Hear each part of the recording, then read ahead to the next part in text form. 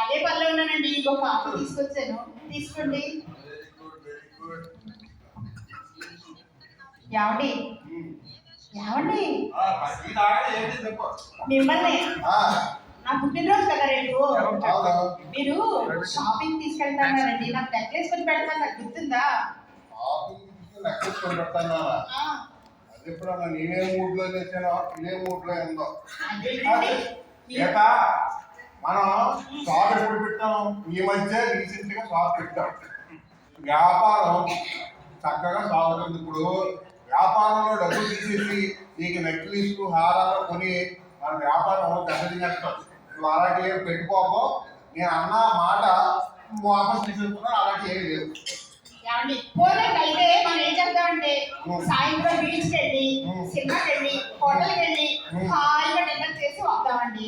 అదేనా ఒప్పుకోండి. గీత, నీకు చెప్పింది అర్థం అవ్వట్లేదు. మనం షాప్ కొత్తగా పెట్టుకున్నాం. ఇప్పుడు సినిమాలు, షికార్లు, బీచ్లు, ఇందులో వినోదాలు వెళ్తే వచ్చిన కస్టమర్స్ అందరూ వెనకపోయారు.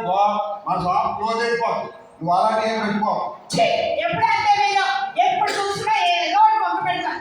మా బావ చేసుకుంటే హాయిగా ఉండి చక్కగా తీసుకెళ్ళి పక్కకి సుబ్బారావు చూసారా, వాళ్ళ ఆవిడ్ని పువ్వుల్లో పెట్టి చూసుకుంటారు. మీరు ఎందుకు పక్కకి సుబ్బారావు